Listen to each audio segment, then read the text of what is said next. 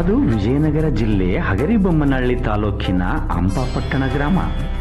ಸರಿಸುಮಾರು 28 ಸಮುದಾಯದ ಮುಖಂಡರು ಸೇರಿ ಮಾಡುವ ಹಿಂದೂ ಮತ್ತು ಮುಸ್ಲಿಂ ಭಾವೈಕ್ಯತೆಗೆ ಸಾರಿದ ಮೊಹರಂ ಹಬ್ಬ. ಹಿಂದೂ ಮತ್ತು ಮುಸ್ಲಿಂ ಭಾವೈಕ್ಯತೆಗೆ ಸಂಕೇತ ಮೊಹರಂ ಹಬ್ಬ ಉತ್ತರ ಕರ್ನಾಟಕ ಹಾಗೂ ಕಲ್ಯಾಣ ಕರ್ನಾಟಕ ಭಾಗದಲ್ಲಿ ಈ ಹಬ್ಬವು ಸಂಭ್ರಮದಿಂದ ಆಚರಿಸಲಾಗುತ್ತದೆ. ಹಂಪಾಪಟ್ಟಣ ಗ್ರಾಮದಲ್ಲಿ ಸುಮಾರು 50 ಮನೆಗಳಿರುವ ಸುಡುಗಾಡು ಸಿದ್ಧರು ವಿಶೇಷ ವೇಷಗಳನ್ನು ಹಾಕಿ ಆರೆ ಸಿದ್ಧಿ ಅವರೆ ಸಿದ್ಧಿ ಎಂದು ನೃತ್ಯ ಮಾಡುವುದರೊಂದಿಗೆ ಅಲಾಯ್ ಸ್ವಾಮಿಗೆ ತಮ್ಮ ಹರಕೆಯನ್ನು ತೀರಿಸಿಕೊಳ್ಳುತ್ತಾರೆ. ಮೊಹರಂ ಹಬ್ಬದ ಸಂದರ್ಭದಲ್ಲಿ ಮುಸ್ಲಿಂ ಸಮುದಾಯದ ಮುಖಂಡರು ಸೇರಿ ಅಲಾಯ್ ಕುಣಿಯನ್ನು ತೆಗೆಯುತ್ತಾರೆ. ಹಿಂದೂ ಸಮುದಾಯದವರು ಸೇರಿಕೊಂಡು ಕತ್ತಲ ರಾತ್ರಿಯ ದಿನದಂದು ಗಂಗೆ ಪೂಜೆ, ಬೆಲ್ಲದ ಬೆಂದಿಗೆ ಮೆರವಣಿಗೆಯನ್ನು ಭಕ್ತಿ ಭಾವನೆಗಳೊಂದಿಗೆ ಮಾಡುತ್ತಾರೆ. ಅಂದು ಬೆಳಗಿನ ಜಾವದಲ್ಲಿ ವಿಶೇಷವಾಗಿ ದೇವರ ವಾಣಿ ಎಂದು ಕಾಣಿಕೆಯನ್ನು ಕರೆಯುತ್ತಾರೆ. ಅದನ್ನು ಸಿಡಿಗಂಬೆಂದು, ಸಿಡಿ ಉತ್ಸವನೆಂದು ಕರೆಯುತ್ತಾರೆ.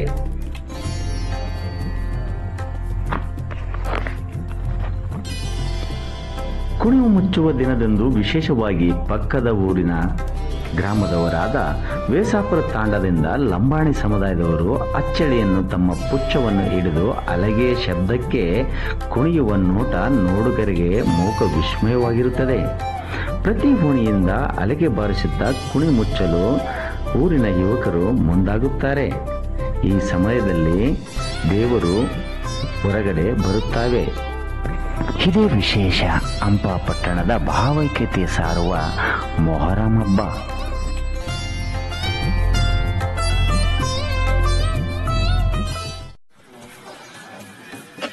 ಮಳಿ ಬೆಳಿ ಕಷ್ಟದಿಂದ ಸಂಪಾದಿಸಲಿ ಸಂತೋಷದ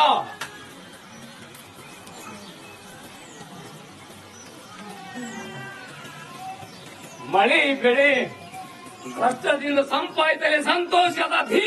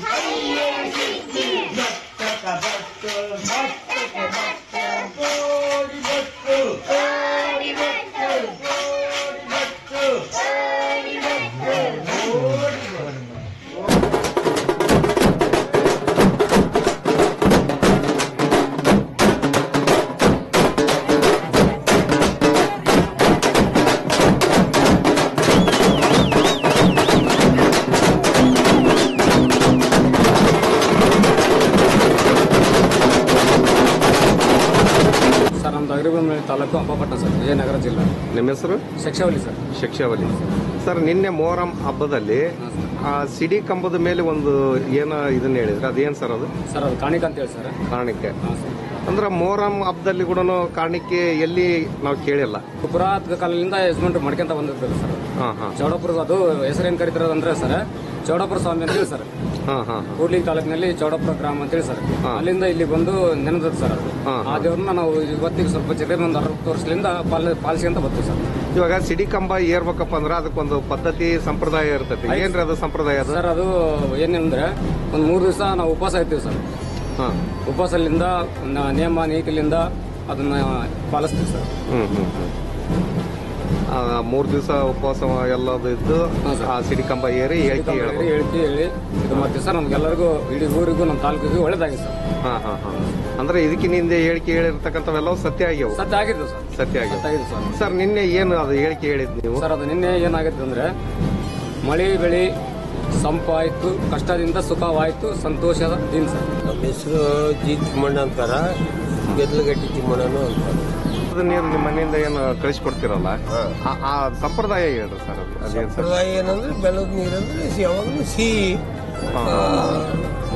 ಅದು ಒಂದು ಸ್ವೀಕಾರ ಮಾಡಬೇಕು ಅಂತ. ಅಂದ್ರೆ ದೇವರಿಗೆ ನೈವೇದ್ಯ ಕೊಟ್ಟಾಗ, ನೈವೇದ್ಯ ಕೊಟ್ಟಾಗ. ಇದು ಈ ಊರು ಕೂಡ ಒಂಥರ ಭಾವೈಕ್ಯತೆ ಊರಂದ್ರೂ ತಪ್ಪೇನಲ್ಲ. ಯಾಕಂದ್ರೆ 35 ವರ್ಗ ಸಮನಾಗಿ ಇಲ್ಲಿ ಹಬ್ಬ ಆಚರಣೆಗಳನ್ನ ಮಾಡ್ತಾ ಇದಾರೆ. ಆಮೇಲೆ ವಿಶೇಷವಾಗಿ ಈ ಸಲ ಮೊಹರಂ ಹಬ್ಬ ಎಲ್ಲಾ ವರ್ಗದವರು ಇಲ್ಲಿ ಆಚರಣೆ ಮಾಡಿದ್ದಾರೆ. ಹೌದೌದು, ಯಾವಾಗಲೂ ಈ ಜಗಳಿಲ್ಲ, ಜಪ್ಪಡಿಲ್ಲ. ಯಾವಾಗಲೂ ಈ ಮೊಹರಂ ಹಬ್ಬ ಆದಾಗ ಎಲ್ಲ ಬಹಳ ಗಂಭೀರವಾಗಿ ಹಬ್ಬ ಆಚರಣೆ ಮಾಡ್ತಾ ಇದಾರೆ. ಎಲ್ಲರ ಮನೆಯಲ್ಲಿ ಸಿಹಿ ಮಾಡ್ತಾರೆ, ಎಲ್ಲರ ಮನೆಯಲ್ಲಿ ಬೆಲ್ಲದ ನೀರು ತಗೊಂಡೋಗಿ ಎಲ್ಲ ಪ್ರಜೆಗಳಿಗೆಲ್ಲ ಸಿಹಿ ಹಂಚುತ್ತಾರೆ. ಸರ್, ಇದು ಬಹಳಷ್ಟು ಇತಿಹಾಸವನ್ನು ನಿರ್ಮಾಣ ಮಾಡುವಂಥ ಒಂದು ಹಬ್ಬ. ಇಡೀ ಭಾರತ ದೇಶದಲ್ಲಿ ಬಹಳಷ್ಟು ಭಾವೈಕ್ಯತೆಯನ್ನು, ಹಿಂದೂ ಮುಸ್ಲಿಂ ಭೇದ ಭಾವ ಎನ್ನದೆ ಸಾಕಷ್ಟು ಸೋದರತ್ವ ಮನೋಭಾವದಿಂದ ಆಚರಣೆ ಮಾಡುವಂಥ ಒಂದು ಹಬ್ಬ.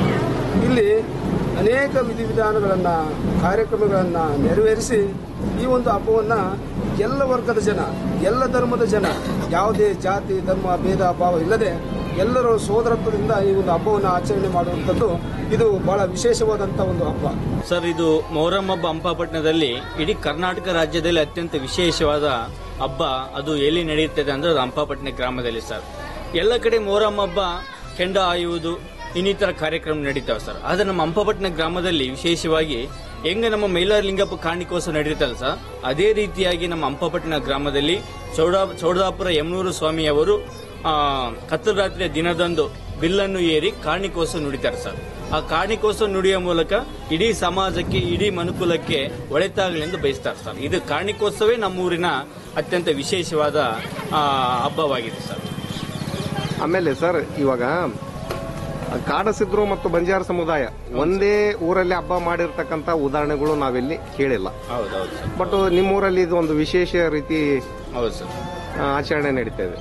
ಹ್ಞೂ ಸರ್, ಅದೇನಪ್ಪ ಅಂದ್ರೆ ನಾವು ಸುಡುಗಾಡಿಸಿದ್ದು ಅಲೆಮಾರಿಗಳಾಗಿ ಮೊಹರಂ ಹಬ್ಬ ಸಂದರ್ಭದಲ್ಲಿ ಹಲವಾರು ಕಲಾವಿದರು ನಮ್ಮ ಸಮುದಾಯದಲ್ಲಿ ಉತ್ಪತ್ತಿ ಆಗ್ತಾರೆ ಸರ್. ಸಿದ್ದೆ ಏನಪ್ಪಾ ಅಂದ್ರೆ ಬೌವರಿ ಸಿದ್ದೆ ಆಗಿರ್ಬೋದು, ಕರಡಿ ಆಗಿರ್ಬೋದು, ಹುಲಿ ಆಗಿರ್ಬೋದು, ವೇಷ ಆಗಿರ್ಬೋದು, ಈ ತರದ ಎಲ್ಲಾ ಅಂಶಗಳು ನಮ್ಮೂರಿನಲ್ಲಿ ಜನಪದ ಕಲೆಗಳು, ಜನಪದ ಕಲಾವಿದರಿದ್ದು ಈ ತರ ಹಬ್ಬ ಅದ್ಭುತವಾಗಿ ಆಗ್ಲಿಕ್ಕೆ ಕಾರಣಕರ್ತರು ಸಹ ಈ ಮೊಹರಂ ಹಬ್ಬದ ಕಲಾವಿದರು ಅಂತ ಹೇಳ್ಬೋದು ಸರ್ ನಾವು.